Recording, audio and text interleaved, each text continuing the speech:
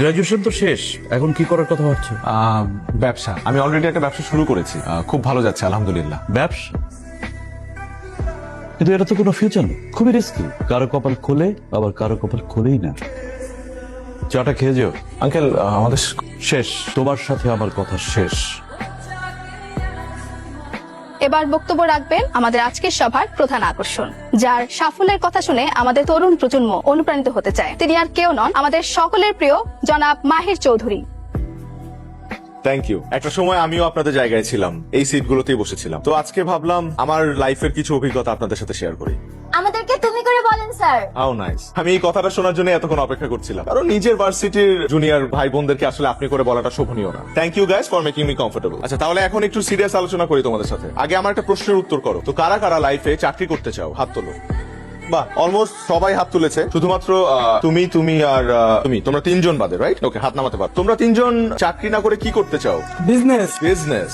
ওকে, তাহলে বাকিদেরকে একটা সাজেশন দেই। তোমরা আজকেই তোমাদের সিভি গুলো এই তিনজনকে দিয়ে রাখো, কারণ একটা সময় এই তিনজনের কাছেই তোমাদের যেতে হবে চাকরির জন্য। দেখো, একটা দেশে সবাই যদি চাকরির পেছনে ছোটে, কেউ যদি ব্যবসা না করে, তাহলে তারা চাকরিটা করবে কোথায়? তাদেরকে চাকরিটা দেবে কে? সরকারের পক্ষে তো সবাইকে সরকারি চাকরি দেওয়া পসিবল না, তাই না? দেশে যত বেশি ব্যবসা হবে, তত বেশি কর্মসংস্থান হবে এবং তোমরা ভালো ভালো চাকরির সুযোগ পাবে। ব্যবসা না করলে নতুন আইডিয়াস জেনারেট হবে না, আর নতুন আইডিয়াস জেনারেট না হলে দেশকে উন্নয়নের শীর্ষে আমরা নিয়ে যেতে পারবো না। তো এই কারণে বলছি যে সবাই চাকরি করো না, মাথা থেকে ভূত ছেড়ে ফেলো, উদ্যোক্তা হও। আমি আবারও আমার রেসপেক্টেবল টিচারদেরকে ধন্যবাদ জানাতে চাই আমাকে ইনভাইট করার জন্য, and thank you each and every one of you for being here. Sir, কিছু বলতে চাই। হ্যাঁ, বলো না। আমরা আসলে আপনার সাকসেসের গল্পটা শুনতে চাই। আমার গল্প?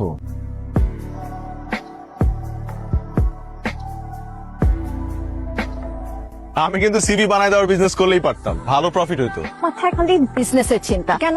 তুমি নিজে চাকরির জন্য ট্রাই করলে কি হয়? আমি চাকরির জন্য কেন ট্রাই করব? আমি তো চাকরিই করব না, যে আমি বিজনেস করব, and I want to be a very very successful entrepreneur. আহা, এটা তো সেই ফার্স্ট ইয়ার থেকে শুনতেছি। বিজনেসটা করবে, এত টাকা কই পাবা তুমি? শোনো, বিজনেস করার জন্য টাকা লাগে না বোকা, তবে দুইটা জিনিস লাগে।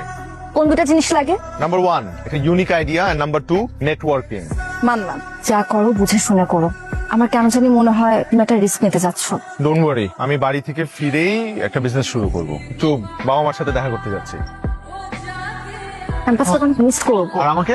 কিন্তু আছোই লাইফে। বড় তো শেষ করছো, এখন কি করবা ভাবছো কিছু? নাকি ওই ব্যবসাতে আটকা থাকবা, না চাকরি বাকরি কিছু করবা? চাকরি কেন দেখবো? দুটোই করুক না। না, এটা করার দরকার নাই, হাওলায় যাইবো, কোনোটাই হইব না। আমি তো চাকরি করবো না, প্রথম থেকেই বলে আসতেছি আমি ব্যবসা করবো, উদ্যোক্তা হবো। আর এই চাকরি বাকরি আমার দিয়ে হবেও না। কি ব্যবসা করবা কিছু ভাবছো? মানে রিসার্চ চলতেছে, কিছু মাথায় আসলে তোমাদেরকে জানাবো। রিসার্চ করো, দেখো তোমার যেটা ভালো লাগে সেটা করো। শোনো, আমার কাছে কিন্তু সেভিংস 12 লাখ টাকা আছে, এর বেশি পুঁজি কিন্তু আমি দিতে পারবো না। হ্যাঁ, রিসার্চ করো, তারপর কি ব্যাপার? আমাদের কি জানাবে। কইতেছিলা তোমরা? না কিছু না, কইছিলাম যে ব্যবসা তো রিস্ক, তাই না? তুমি তো আবার পছন্দ করো না, ঠিক কইতেছিলাম। ঠিকই, আমি কিন্তু চাই না যে ও আমার পোলা ব্যবসা করুক।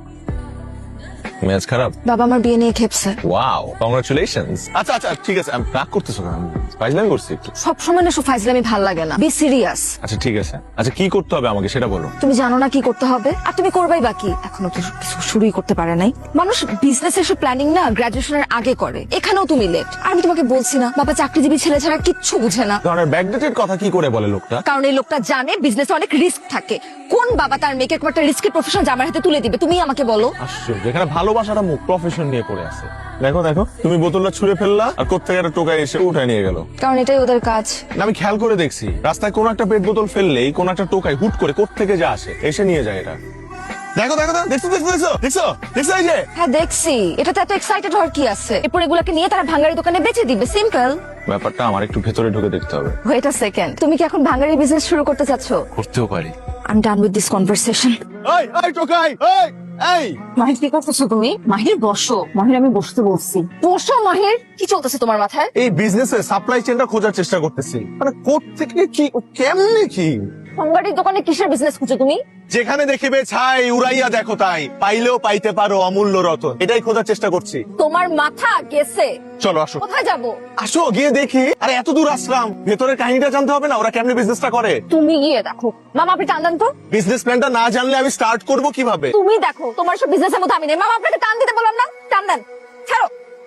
আরে একটু জানতে চাচ্ছিলাম যে আপনাদের বস কি করে, এই ফ্যাক্টরি বস কোথায় বসে? বস তো বসের রুমেই বসে। ও, তাহলে আমাকে একটু রুমে নিয়ে চলেন, আমি তো ওনার সাথে কথা বলবো। আসলে আমিও ব্যবসায়ী তো, মানে ব্যবসা করতে চাই আর কি, তো এই কারণে ওনার সাথে কথা বলবো, 1-to-1 টক। ভাইয়া, আমি যদি এই বিজনেসটা করতে চাই আপনি কি আমাকে হেল্প করবেন? অফকোর্স হেল্প করবো। দেখুন ভাই সাহেব, আপনারা নিউ জেনারেশন, আপনারা যদি কোনো ব্যবসায় আসতে চান আপনাদেরকে সাপোর্ট করবার দায়িত্ব তো আমাদের। থ্যাংক ইউ ভাইয়া। Finally I have found my business plan. What? Yes. কিসের বিজনেস? এখন তো বলবো না। আচ্ছা, এখানে 50,000 আছে, এটা নেন, আর বাকি টাকা আমি ব্যাংকে দিয়ে দিতেছি, মাল পৌঁছানোর লগে লগে পাই যাবেন। হ্যালো, মাহির, কি ব্যাপার? ফোন ধরতেছো না কেন? আরে কাজের মধ্যে ব্যস্ত, একটা নতুন ব্যবসা শুরু করলে কত ঝামেলা, তুমি তো বুঝবা না। এখন পর্যন্ত জানলামই না কিসের বিজনেস করতেছো। কি ব্যবসা? শোনো, আর একটা সপ্তাহ অপেক্ষা করো, উদ্বোধনের দিন তোমার নিয়ে এসে একবারে সারপ্রাইজ দিব, ঠিক আছে? আমি তোর ব্যবসার উদ্বোধন দিতে যাবো না। এত লেখাপড়া করে হাসি কিনা ভাঙ্গারির ব্যবসা, সি সি সি সি, পাইছে কি কইবো? মা, এটা কোনো ভাঙারির ব্যবসা না। আব্বা, একটু আমারে বুঝাও না। আমি অত কিছু বুঝি না, আমি বুঝছি যে আমার আত্মীয় স্বজনের সামনে আমি মুখ দেখাইতে পারবো না। তুই নাকি ঢাকা যায় আজকারাবের ব্যবসা দিছস? কি মাহির ভাই, আপনি বলে বাঙ্গারি ব্যবসা শুরু করছেন?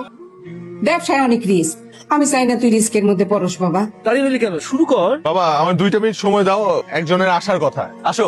এতক্ষণ লাগলো কেন? বাবা, ও হচ্ছে মারিয়া। আসসালামু আলাইকুম। বাবা, মারিয়া নাও। ভাইয়া ধরেন। ভাই প্লিজ প্লিজ। এটা তোমার সারপ্রাইজ ছিল? হ্যাঁ। আমার আগে সন্দেহ হয়েছিল তুমি এমন কিছুই করবে। কেন, তুমি খুশি হও নাই? হ্যাঁ, খুশি হয়েছি।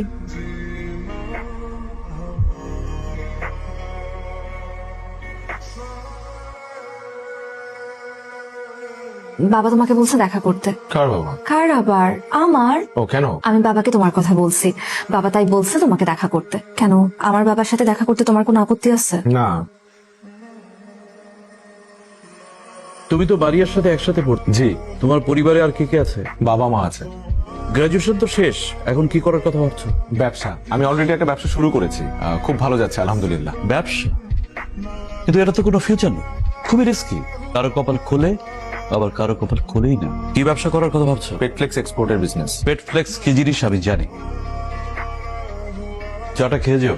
আঙ্কেল, আমাদের শেষ, তোমার সাথে আমার কথা শেষ। মারিয়া, কই তুমি? বাসায়। গুড নিউজ আছে, চাইনিজ ডিলারদের সাথে সবকিছু কনফার্ম হয়ে গেছে। তুমি কই? তুমি একটু দেখা করতে পারবে আমার সাথে এখন? আমার বিয়ে ঠিক হয়ে গেছে মাহির। বিয়ে ঠিক হয়ে গেছে মানে কি বলতেছো? বাবাকে কত করে বুঝাইলাম, বলতেই চাইলো না। কোথেকে ইঞ্জিনিয়ার ছেলে ধরে আনছে, হ্যান্ডসাম স্যালারি, ব্রাইট ফিউচার। তাহলে তোমার বাবা আমার সাথে দেখা করলো কেন? দেখা করলে কি বিয়ে হয়ে যায়? আমি তো তোমাকে কতবার বললাম বাবা চাকরি দিবে, ছেলে ছাড়া আমাকে বিয়ে দিবে না। আমার মনে হয় কি জানো, এই বিয়েতে তোমার বেশি একটা অমত নাই। যে ছেলেটার সাথে তোমার বিয়ে ঠিক হয়েছে না, ওই ছেলেটারই বিয়ে করে ফেলো। আসলে আমার মতো এত ছোটখাটো একটা ব্যবসায়ীর সাথে তোমার যায়ই না।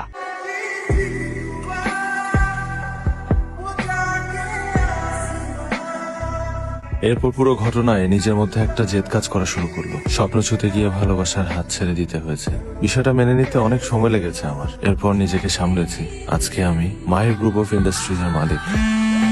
জি বলেন। স্যার, আমাদের একটা ভুল হয়েছে। আসলে রাজীব সাহেবের কোনো দোষ নেই। হোয়াট? সব চাল চেলেছেন আসলে আমাদের পুরনো শমশের সাহেব। শমশেরই কাজ করেছে? জি স্যার। রাজীবকে আমি কল দিচ্ছি, ওনার সাথে অনেক বড় একটা অন্যায় হয়েছে। Okay sir.